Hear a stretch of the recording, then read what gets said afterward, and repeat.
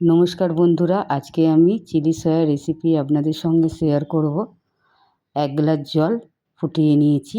1 বাটি সয়াবিন আমি দিয়ে দিচ্ছি ফুটন্ত জলে। 2 থেকে 3 সেকেন্ডের জন্য সয়াবিনগুলোকে ভালোভাবে ফুটিয়ে নেব।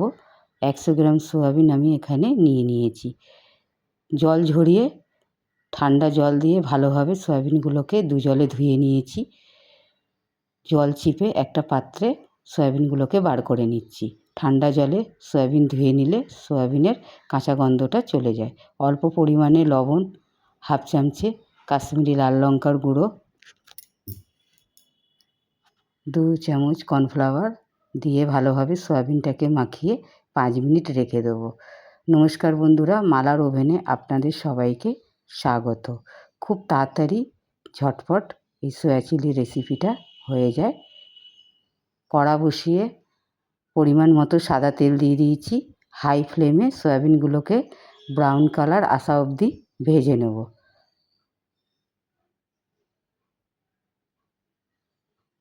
ব্রাউন কালার হয়ে গেছে। এবার আমি সয়াবিনগুলোকে বার করে নিচ্ছি। এর থেকে আর বেশি ভাজবো না।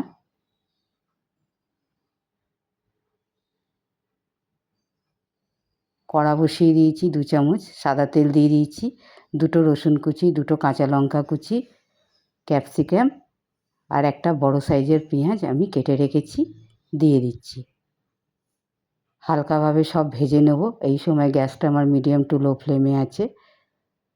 বেশি ভাজবো না, হালকা সটে করে নেব। 2 চামচ টমেটো সস, 1 চামচ চিলি সস, 1 চামচ সোয়া সস দিয়ে ভালোভাবে মিশিয়ে নেব।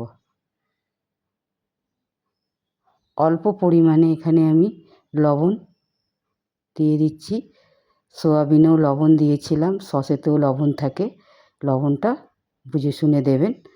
ভেজে রাখা সয়াবিনগুলো দিয়ে ভালোভাবে মিশিয়ে নিলাম।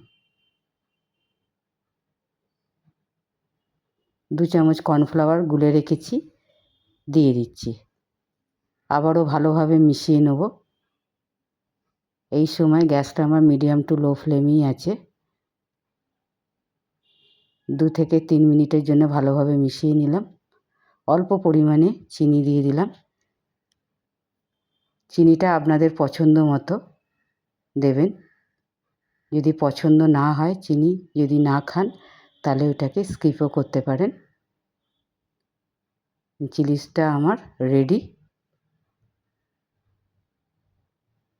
এরমভাবে একবার ড্রাই চিলি বানিয়ে দেখবেন।